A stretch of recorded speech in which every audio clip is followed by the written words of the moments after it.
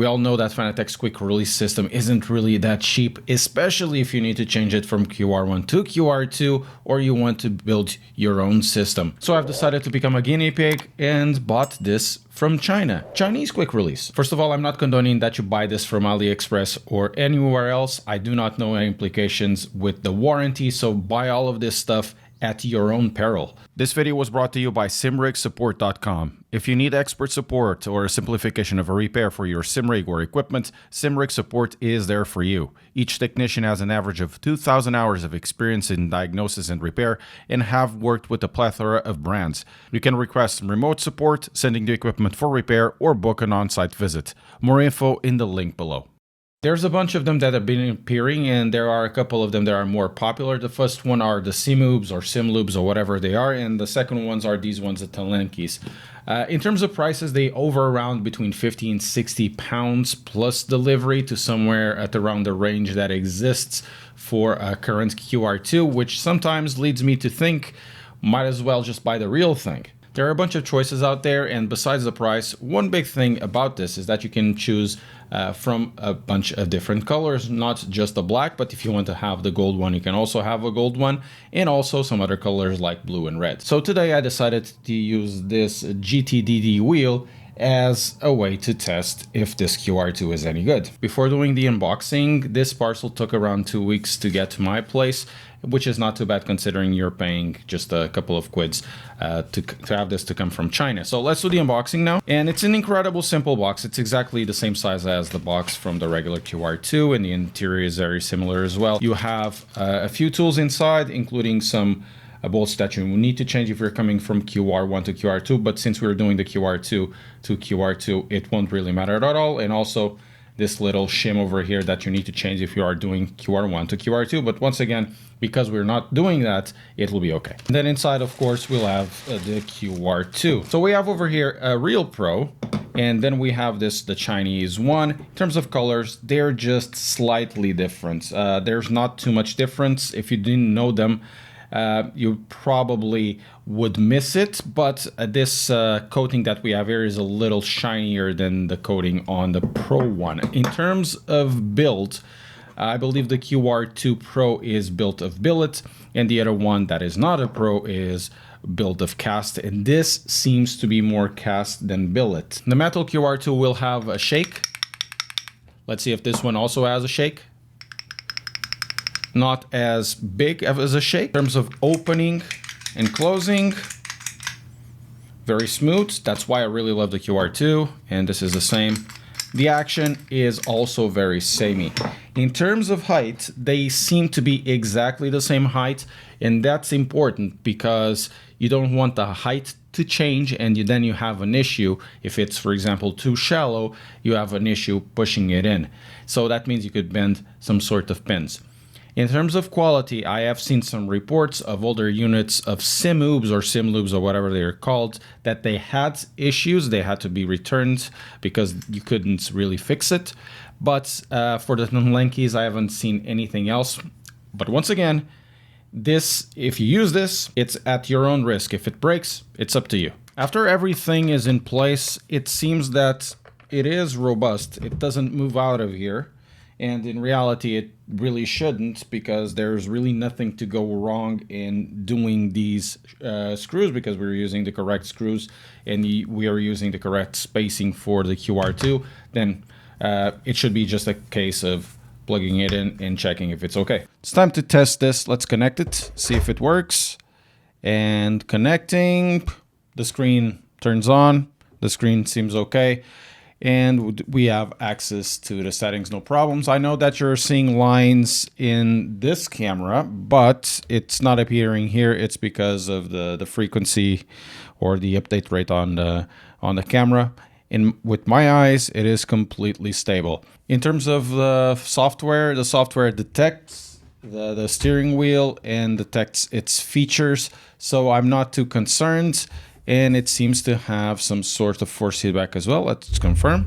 So you can see, doing the firmware test, works no problem, and it correctly sees it as a DD Extreme and all of that. Now, let's take it off and compare it to the action of the QR2 Pro. It still has some of that stickiness that this QR2 system on the Club Sport DD Plus has, something that I did indeed complain in my review. Let's compare it to the QR2 Pro. And let's see, it's on. And it's exactly the same thing. It's just a little bit sticky, but it works quite nice. And in my unit, not in my opinion, my unit, they are very indistinguishable in terms of action. Let's move this around just a little more. And yeah, definitely it is rigid. Not the wheel itself, because the wheel itself has a back plate of plastic, but the QR2 doesn't seem to move, and I'm putting quite a lot of force into it. The next step is, of course, testing out if the quick release unleashes and is able to gather the full power of the Club Sport DD Plus. I'm using this at around 12 Newton meters, a little more than that, which is already more than what a regular Club Sport QR2 Lite would do. Not on this one. It unlocks the full power of the DD Plus base, and yeah, it completely unlocks the power of the base, as you should expect, and all the functions work. I see all the menus, I see all the lights. One issue that, for example, that happened on the QR1, especially with the light, but also happened with the other ones, is the movement of the shaft. The tolerances weren't as good, and because of it, it's always good to know with height work if the tolerances work correctly with this Fanacopy or Fanaclone kind of QR2. And yes, it works perfectly well. I don't see any rattling that happened, for example, with the QR1. Nothing like that happened. The rattling was one of the reasons why I used that Etsy mod to fix the issues that I had with the DD1 quick release 1 problems that I had. And yeah, it works correctly. It works as it should. It feels that the force feedback is really strong. It will be strong on this wheel because this is lighter than most wheels that I use, and therefore if it's lighter, it will be more oomph. You'll have more oomph on it. It's not because of this specific QR2, it's just the nature of how the weight impacts force feedback. And you do feel that this is able to bring those details, because the tolerances seems to be acceptable, but you have to bear in mind that this test doesn't really tell you much, because I've seen reports on SimUbes or SimLubes or whatever they're called. There have been some issues with some batches and they weren't closing properly, and I might have a good unit, at least right now, but you may not have a good unit, or as time progresses, this unit could become an issue. So right now it kind of works, but we do need like 500 hours worth of driving non-stop, or within a lot of sessions, to check out if these QR2 units, fake QR2 units, are actually any good.